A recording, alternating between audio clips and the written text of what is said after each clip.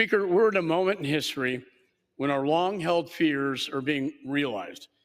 The International Criminal Court has overstepped its authority and set a dangerous precedent by seeking arrest warrants for Israeli Prime Minister Netanyahu and Israel's Defense Minister Gallant alongside Hamas terrorists.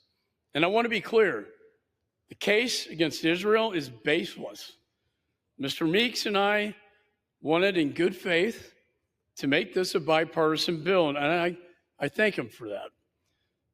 Initially, the White House supported this idea. However, on May 28th, they did a 180-degree turn. And in response, even Democrat Senator Cardin has criticized the administration, saying, quote, "I'm disappointed. I thought they were going to try and work on a bipartisan bill," end of quote. And I agree with Mr. Cardin. And I agree with Mr. Meeks as we try to make this bipartisan. The United States and Israel are not members of the ICC.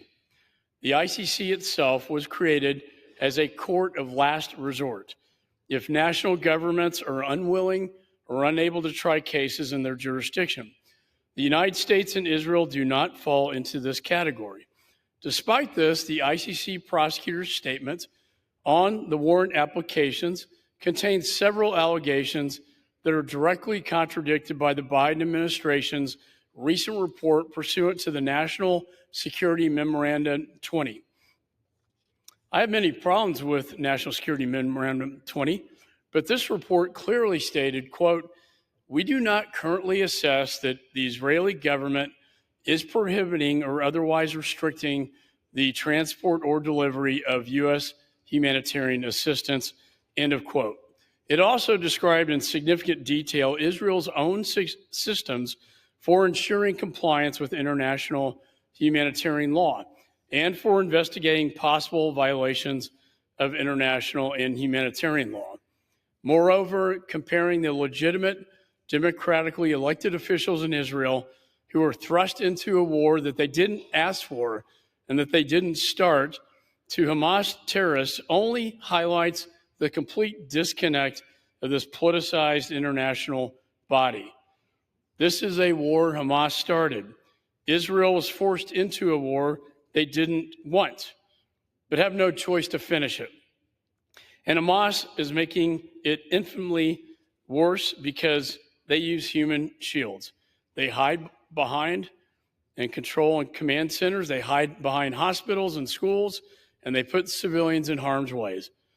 There are many, many unspeakable tragedies in this war. I've seen videos of Hamas terrorists killing innocent Palestinians simply trying to access humanitarian aid. Hamas does not care about civilian casualties. Their only objective is to remove Israel from the map. Israel is fighting in what is most likely the most difficult urban warfare landscape that has ever existed. And they have done everything in their power to limit casualties and facilitate humanitarian aid. But the same cannot be said of Hamas. It is absolutely outrageous for the ICC to be pursuing arrest warrants against Israeli officials and announcing it on CNN before a decision has even been made. Mr. Meeks and I are prosecutors. We would never announce arrest warrants on national television on CNN.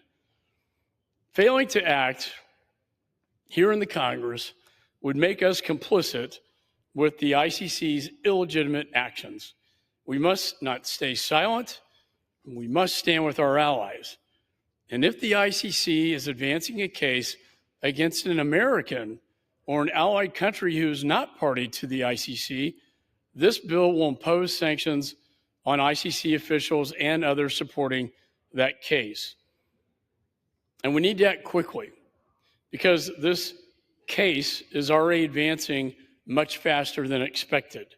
Even the ICC's own staff did not know the warrant applications would be going ahead at this pace. And that is why we're advancing this bill straight to the floor. Mr. Speaker, it's time to stand up to international bullies who seek to undermine international law, under the false pretext of justice for what happens if Americans are next, as they looked at Americans on the battlefield in Afghanistan. This sets a dangerous precedent where now it's Israeli officials. Tomorrow it could be American. Very dangerous precedent, Mr. Speaker. And with that, I reserve the balance of my time. The gentleman